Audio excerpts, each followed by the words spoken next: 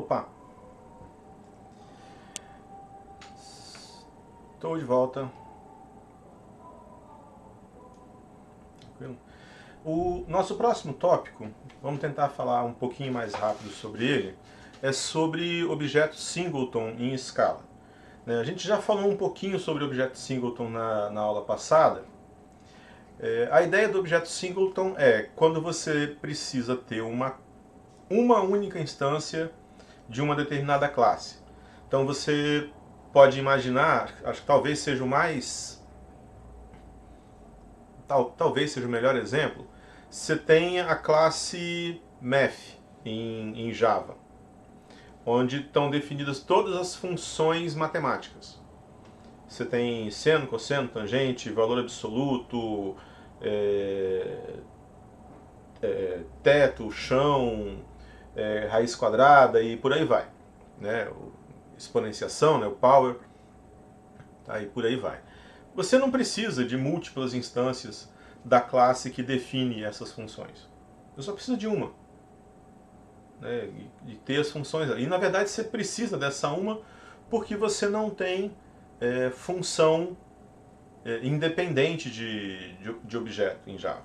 Se você tivesse função independente de objeto, você nem precisava ter essa instância. Mas vamos supor que você está numa situação em que você tem uma determinada classe que controla alguma coisa. Você está, por exemplo, você está desenvolvendo um jogo, um videogame. Tá? É muito comum o videogame ele ter um objeto que controla os eventos de um jogo, do jogo. É o gerenciador, né, de cenas e de eventos. Você só precisa de uma instância desse negócio, você não precisa de mais de uma. O jogo todo é controlado por uma instância só. Tá? Então, quando você tem essas situações, é indicado você usar um singleton, um objeto que não pode ser instanciado. Você não pode ter mais, você não consegue criar mais do que uma instância dele. Tem uns padrões de como fazer isso em Java, por exemplo, em padrões de projeto, ou em C++, mas em escala você não precisa recorrer a esses padrões, porque a própria linguagem já provê isso pra gente. Ele tem uma declaração chamada object, que o object ele já define a classe e a instância numa coisa só. Então você não precisa ficar quebrando a cabeça em como criar singletons. Então aqui eu estou definindo o objeto singleton, aqui eu estou definindo o método para ele, defini um só, mas podia ter definido quantos quisesse. E aí eu posso usar esse nome para acessar o método. É bem tranquilinho. A ideia de objeto singleton em escala é bem tranquilinho.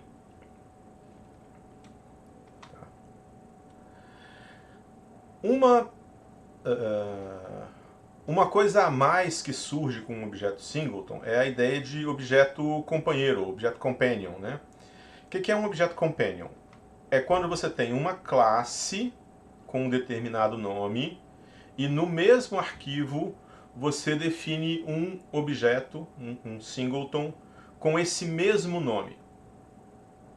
Tá? Aí você pode usar esse nome tanto para a classe quanto para acessar os métodos. Então, o efeito final, para quem conhece Java, é como se você estivesse definindo um método estático numa classe em Java.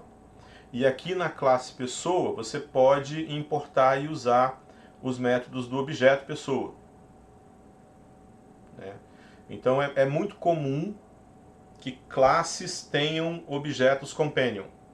Se você pegar as classes de estrutura de dados básicas do Java, lista, array, vector, até as numéricas, long, int e por aí vai, todas elas têm objetos companion que definem métodos para auxiliar no uso da classe. Por exemplo, você quer saber qual é o valor máximo que você pode gravar numa variável do tipo long. Então você usa long.maxValue.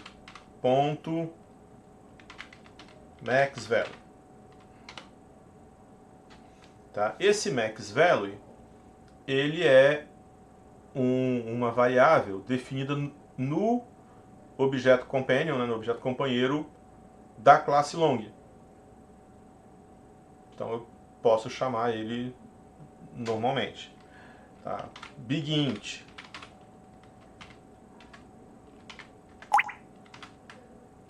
BigInt não tem maxValue, mas tem...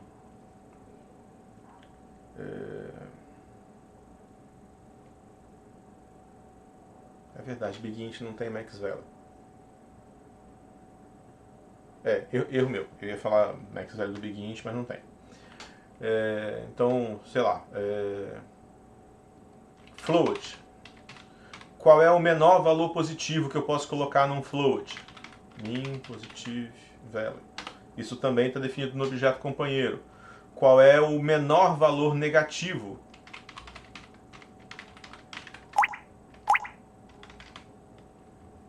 Então, o máximo, vamos, peraí.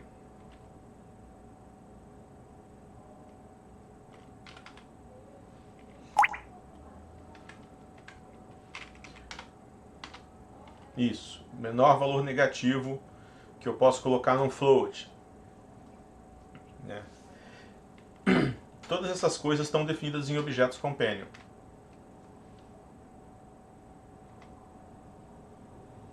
Então, definir valores e métodos estáticos. O equivalente a definir valores e métodos estáticos em Java é você definir eles em objetos companion em Scala. Tá?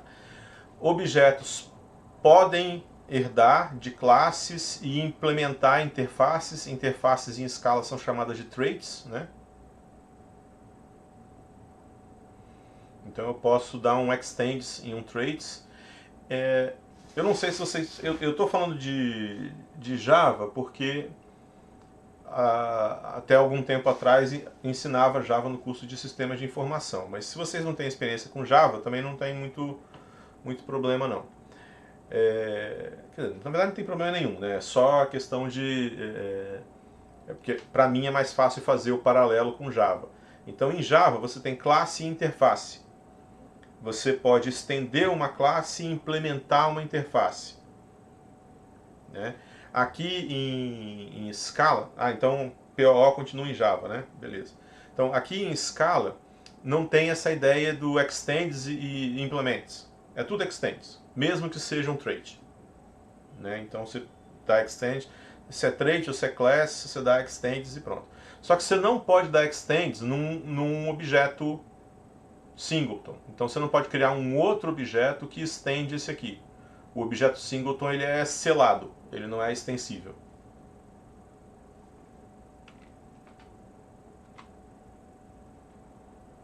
Então, assim, isso aqui é reminiscências de escala 2. Né? Quando ainda tinha escala 2, a gente tinha um objeto aplicação, né? Objeto app, na verdade, e ele definia um método main. Hoje em dia você não precisa mais disso. Tá? Hoje em dia o método main, o método que é o entry point do seu programa, você marca ele com @main e ele pode ter qualquer nome. Então você não precisa mais definir um método chamado main dentro de um objeto chamado app. Tá, isso é escala 2. Então, vamos falar um pouquinho de coleções agora.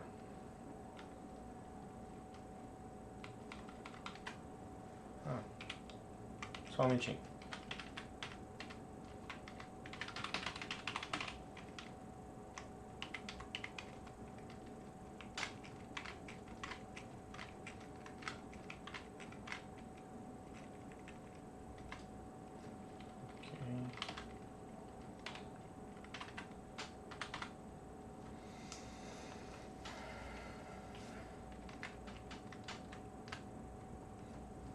Ok. Coleções em escala. Coleções são as estruturas de dados que guardam outras coisas dentro delas. né? Então, a gente tem listas, conjuntos, mapa, que é o equivalente ao dicionário em Python, né? E sequência. Sequência é um jeito mais geral de falar lista. Tá? As sequências incluem as listas e os arrays. É só um jeito mais genérico de falar de listas. Tá? Em princípio, toda coleção em Java ela é imutável. Você criou com um determinado conjunto de valores lá dentro e ela vai ter exatamente aquele quantidade de valores e exatamente aqueles valores até ela deixar de existir. Entretanto, existe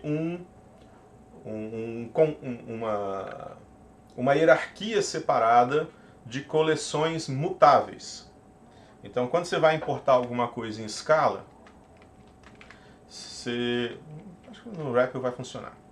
Você fala assim, Scala ponto alguma coisa. Então, no caso do Scala, tem Scala.collections.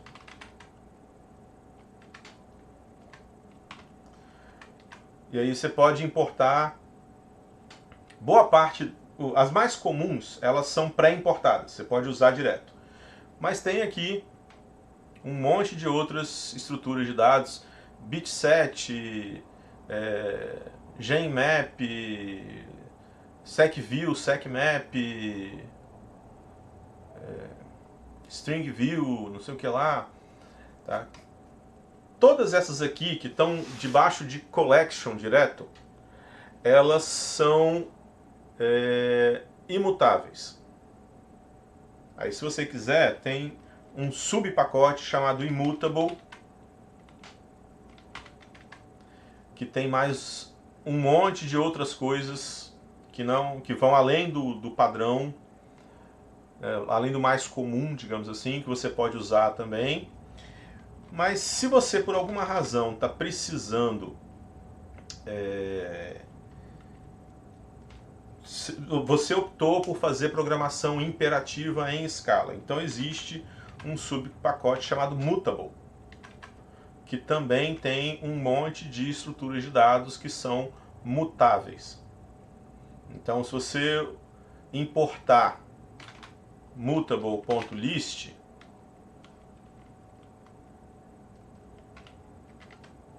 list buffer ou list map, isso aí vai ser mutável. Se você importar o sequence, esse sequence vai ser mutável. Se você importar o set, e assim por diante. Então, existem coleções mutáveis.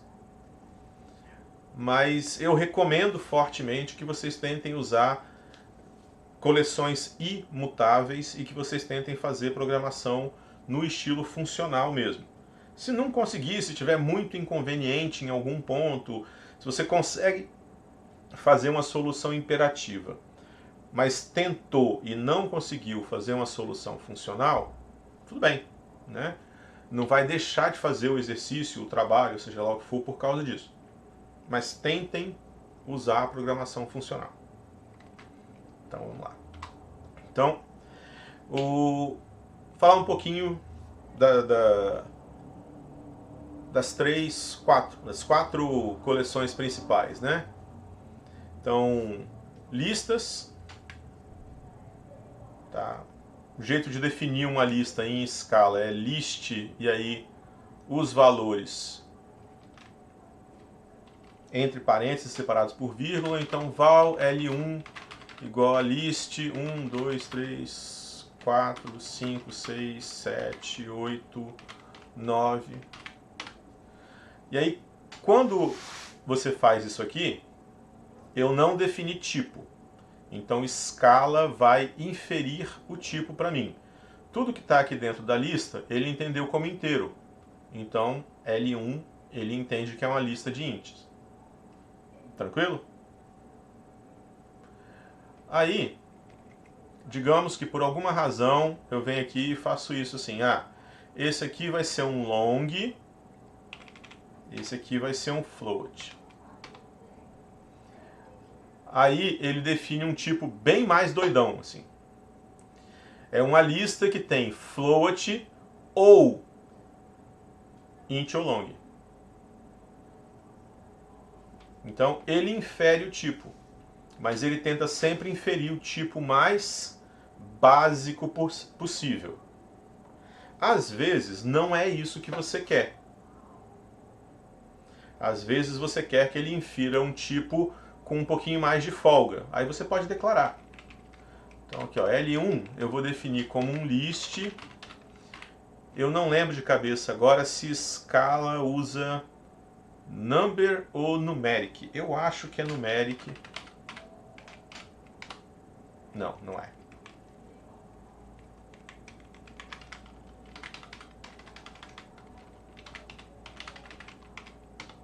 É number. Ok, eu errei. Ah, mas por que number funcionou? É porque na hierarquia de tipos de escala, deixa eu ver se eu acho isso desenhado aqui em algum lugar.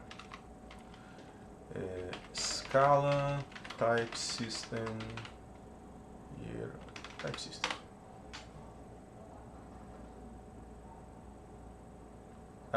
Ok, eu acho que isso aqui dá.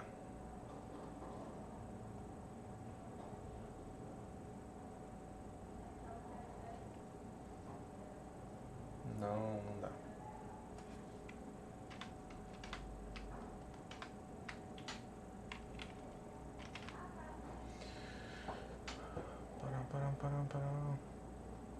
Bom, na hierarquia de tipos de escala, tem uma interface chamada number, que todos os tipos numéricos implementam. Tem um trait, né, chamado number, que todos os tipos numéricos implementam. Então, ele aceita que eu defina que essas coisas aqui, já que eles implementam number, mesmo sendo inteiro, o outro long e o outro float, todos eles são number, porque todos eles implementam o trait number. Então ele aceita que eu defina assim. Isso falha se eu tentar fazer alguma coisa assim, olha, dentro disso aqui eu coloco uma outra lista com, sei lá, 0 e 1. Agora vai falhar, porque lista não implementa number. Aí eu poderia fazer assim, ó, então deixa ele decidir o que ele vai colocar aqui. E aí, novamente, ele coloca tudo aquilo, ó, pode ser isso, também pode ser isso, também pode ser isso, também pode ser isso. Aí fala, não, eu queria um tipo só, um negócio mais genérico.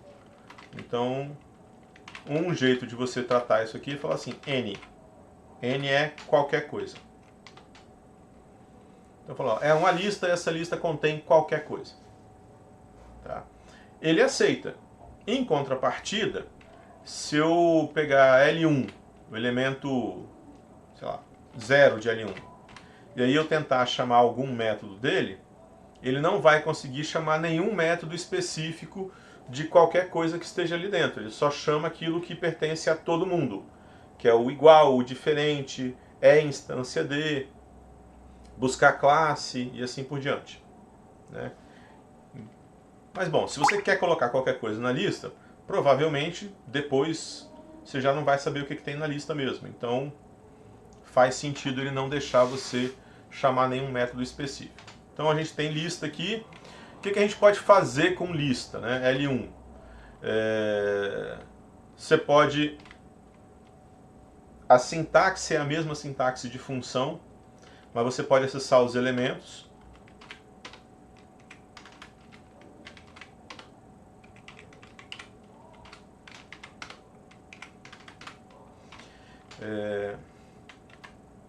Tem uma quantidade enorme de métodos.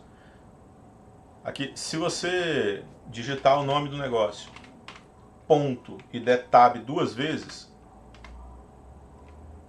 ele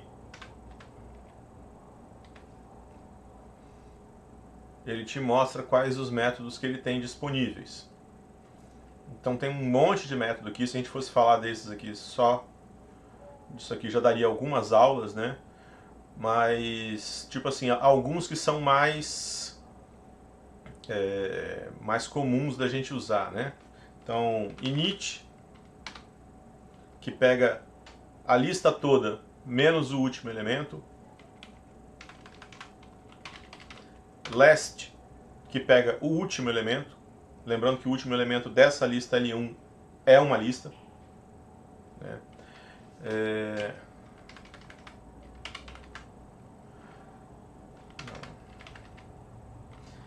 Head, que pega só o primeiro elemento. Tail, que pega tudo menos o primeiro elemento.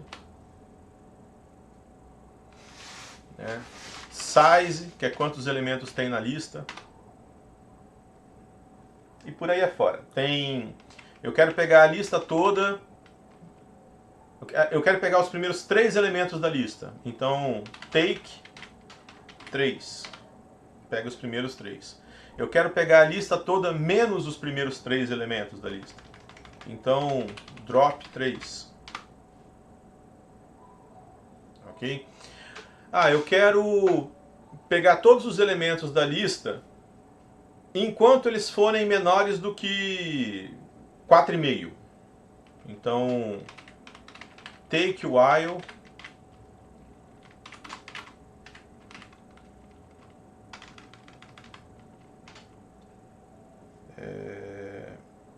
eu não sei se ele vai aceitar, porque essa lista é de N. E aí eu vou fazer uma comparação numérica. Talvez ele não aceite, tá? Menor do que 4,5. Ele deu erro. Falando que o sinal de menor não é um membro do tipo N.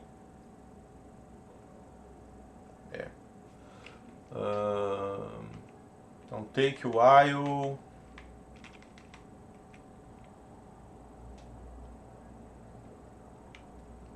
Não, vou fazer diferente.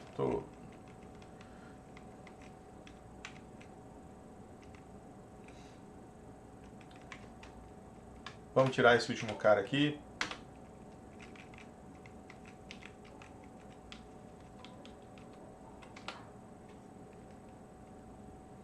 Menor não é um membro de number?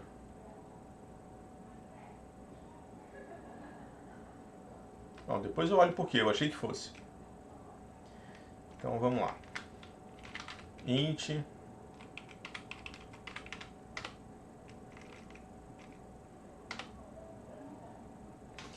E aí ele dá aquele outro erro de novo. O troço. Mas enfim, a ideia é que você passa uma função aqui.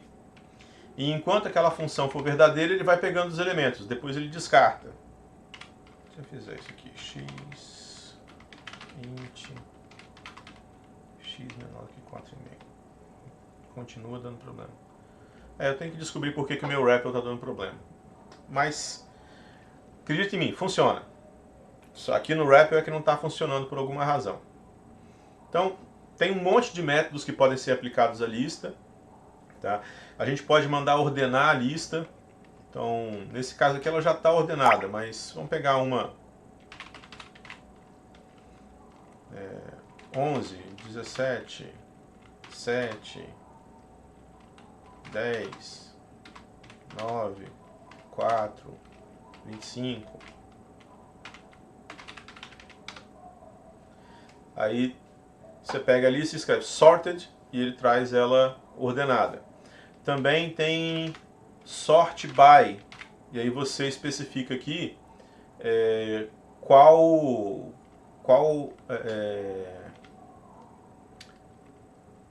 função você vai usar para fazer comparação.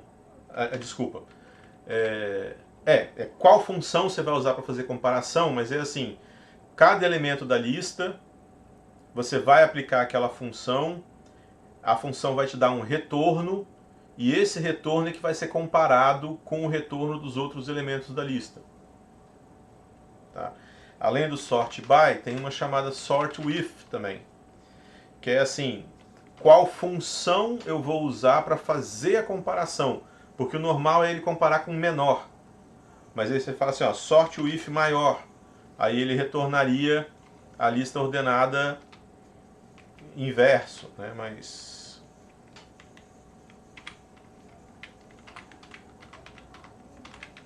capaz dele reclamar da função anônima aqui de novo. Ele reclamou da função anônima de novo. Né? Mas aí você passaria uma função para dizer para ele o que faz a comparação e assim por diante. O REPL está muito ruim. Então tem list, tem conjunto,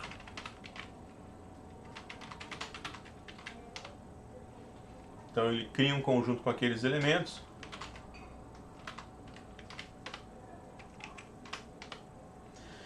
Conjunto não tem repetição e também não tem ordem de elementos garantidos. Você vê que eu coloquei numa ordem aqui e ele colocou em outra. Ok?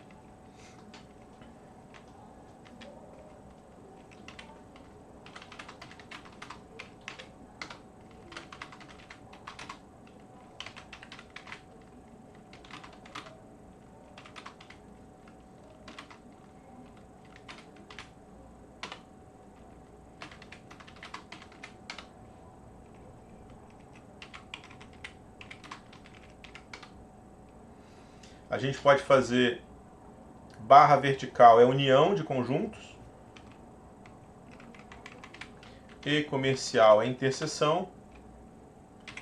A gente pode fazer diferença de conjuntos. Pode fazer, eu achei que fosse com menos.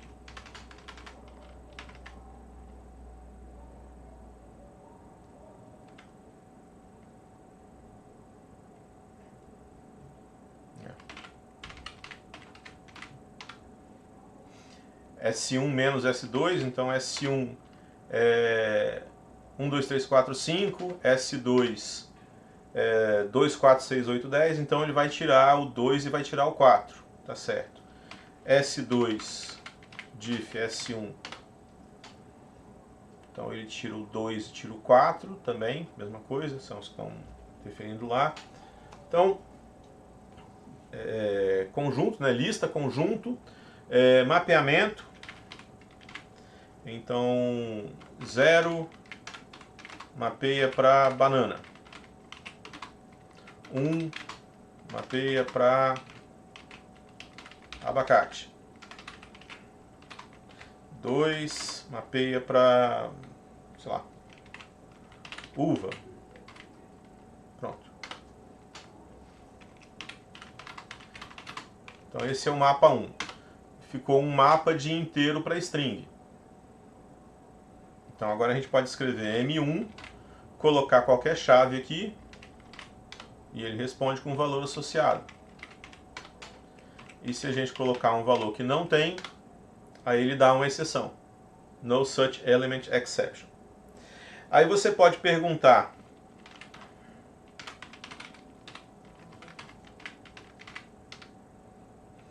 se M1 contém 3, falso. Contém 2, 2 tem aquela chave. Então, se você quiser, você pode falar assim: if M1 contains 2, then M1 de 2.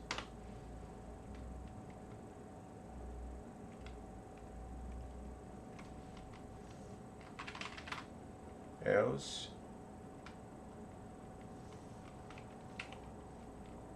no.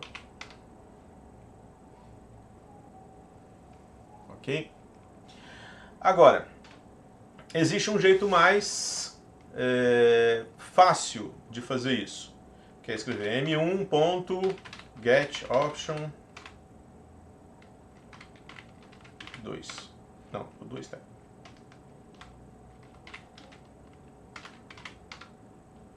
Get 3. Que ele te retorna um option. O que é um option? Um option é um valor que encapsula outro valor que pode não existir. Tá? Então, quando existe, ele retorna... Desculpem. Quando existe, ele retorna some alguma coisa. No caso aqui, some uva. E quando não existe, ele retorna none. Foi o caso do 3. Option é um troço muito útil pra gente. Tá? Então, frequentemente você quer... você precisa lidar com situações em que você não sabe se tem o valor ou não. Tá? Então, nesses casos, retornar um option é mais produtivo, digamos aqui, assim, do que retornar alguma coisa, do que ficar checando o tempo todo. Então, vamos supor, hipoteticamente, que você tem uma sequência de chamadas de função que qualquer uma delas pode retornar valor ou não. Tá? Então, digamos que sejam 5, né? Podem retornar valor ou não. Se você quiser testar todas elas, você teria que fazer uma sequência de 5 ifs. Vamos exemplificar aqui mais ou menos. Exemplo option.scal. Tá,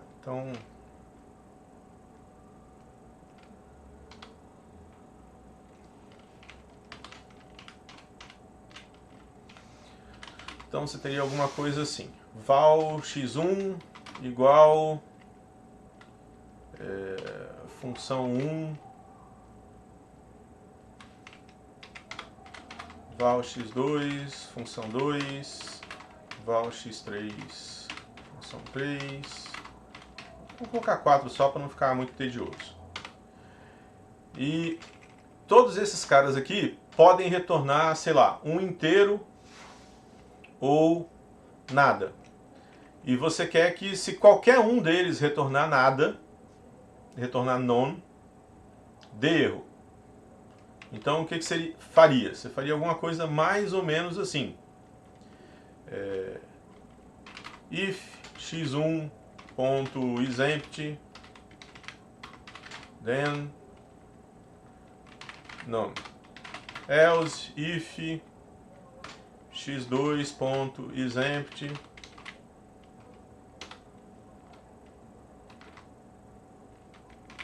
none.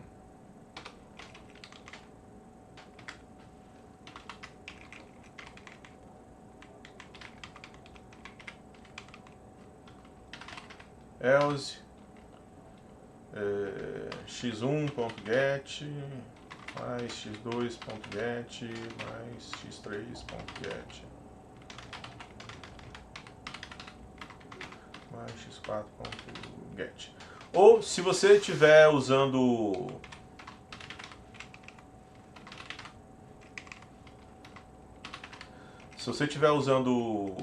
none em Python, você vai ter que perguntar se é igual a none. Se você estiver usando null em Java, você vai ter que perguntar se é igual a null, ou alguma coisa assim, né? Mas quando você está usando options, os options eles têm uma propriedade interessante, que qualquer operação que você aplicar num option, se ele for none, ele retorna none. Então o option ele pode fazer um map. Então você tem lá aqui sum 1. Aí eu quero incrementar isso aqui. Então eu vou fazer um map aqui mais um.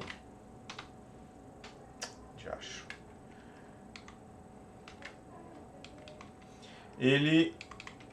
Quando você faz um map, que nem você faz a gente fez map em lista.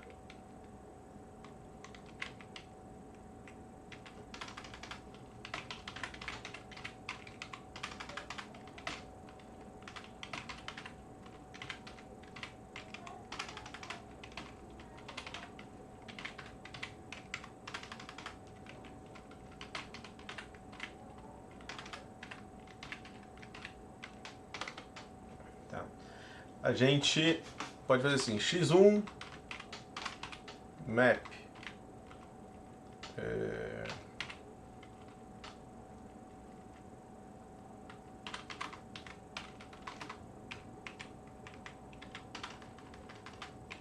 x1 back flat map mais x2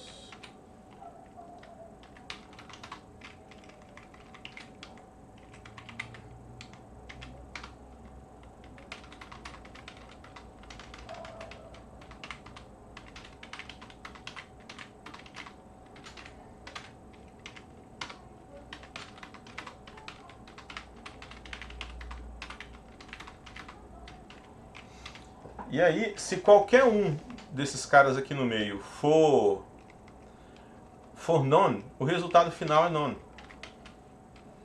Então a gente não precisa ficar checando e fazendo if toda hora. Tá? Tem uma sintaxe melhor para isso aqui, que a gente vai ver depois, que é a sintaxe do for. Tá? Mas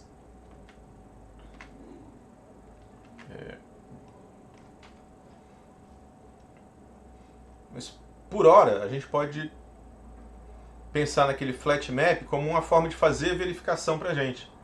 Então fica muito mais simples, ou muito menos trabalhoso, a gente fazer esse tipo de teste. Existem outras formas de fazer isso. Tem um tipo em Scala chamado try, que ele tem tentar, né? Tem o mesmo nome inclusive da instrução try, mas o tipo ele tem o T maiúsculo. Então o try ele tem success e tem failure. Então a gente pode lidar com o resultado de operações de modo bem mais interessante com o try. Mais adiante a gente pode comentar um pouquinho sobre isso, né? Então a gente viu lista, conjunto, map, né, mapeamento. O map, o M1, a gente pode fazer get 3, por exemplo, ele retorna um option. E a gente pode também fazer get or else 3, 0. Então o get or else, era string, né? Peraí.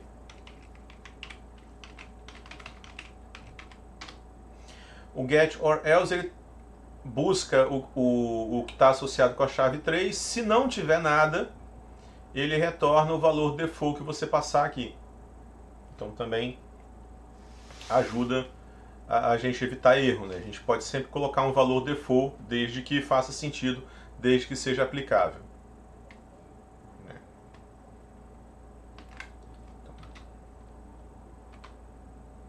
Então, operações com lista a gente falou um pouquinho já, map, filter, conjuntos. Então a gente pode fazer conjunto basicamente de qualquer tipo. A gente pode fazer conjunto com qualquer valor imutável, tá? A gente não consegue fazer conjunto com valores mutáveis aqui.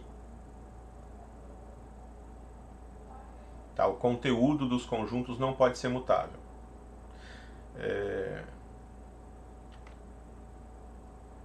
Então, união, interseção,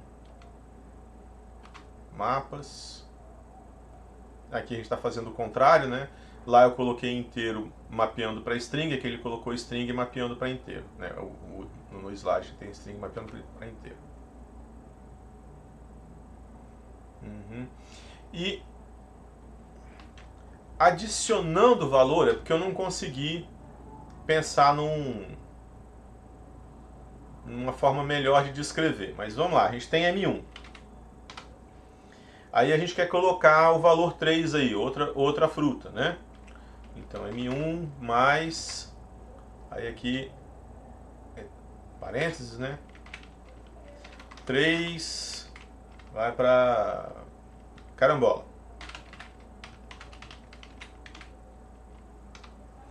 Beleza, ele colocou aqui no mapa 3 carambola. Só que isso aqui é um mapa novo. M1 não mudou de valor. O que eu poderia fazer é criar um M2 com isso. Então M1 continua com o mesmo valor, mas agora a gente tem um M2 que tem um valor a mais. Ok?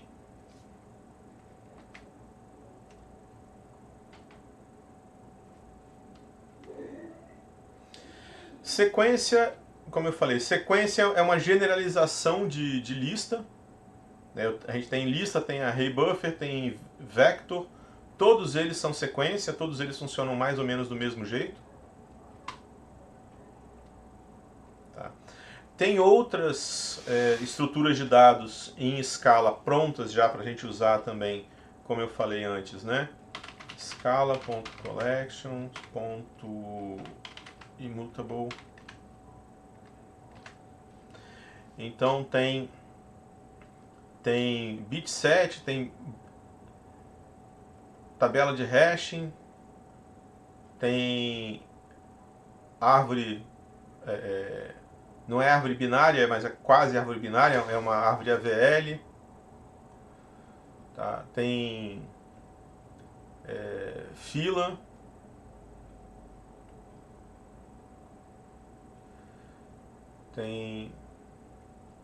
Ele não tem stack pronta, mas ele tem aqui, mas ele tem na parte mutável. Tá? Então tem um cardápio bem interessante de estruturas de dados pronto para a gente usar já na linguagem. Né?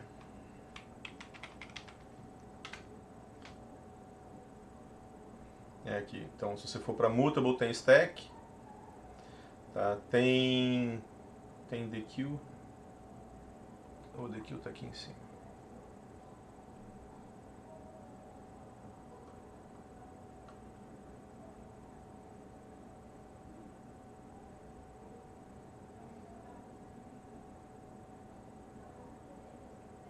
Engraçado, eu achei que tivesse double linked queue. Bom, não está aqui não. Ok? Então, tem uma quantidade bem grande de estruturas de dados. Elas são estruturas de dados bem eficientes, tá? Não precisa se preocupar em questão de performance. E quase todas as estruturas de dados, é bom você consultar a documentação primeiro, mas quase todas as estruturas de dados em escala, as imutáveis são todas, tá? Elas vêm prontas para fazer programação paralela. Então você não precisa se preocupar muito com problemas de concorrência quando você está fazendo programação paralela usando as estruturas de dados de escala. Ok?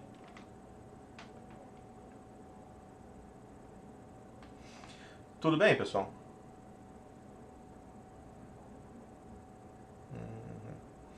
Ok. Bom, então, se tiver tudo bem para vocês, a gente pode encerrar por aqui. Né?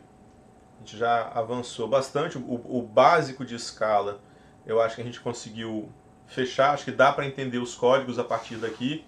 Os códigos que a gente vai usar como exemplo quando estiver falando de linguagens formais e autômatos, computabilidade, essas coisas assim. Então, eu acredito que tá ok. A gravação da aula e esses slides eu vou colocar lá no Ava depois. Tranquilo?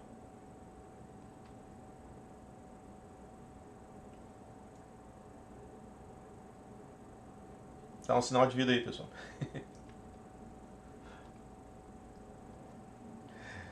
Então tá bom. Então, lembrando, semana que vem a aula é presencial, tá? Porque aí já vai ser com o resto da turma do mestrado e a gente vai começar a falar de teoria da computação mesmo. Então, até semana que vem lá no campus.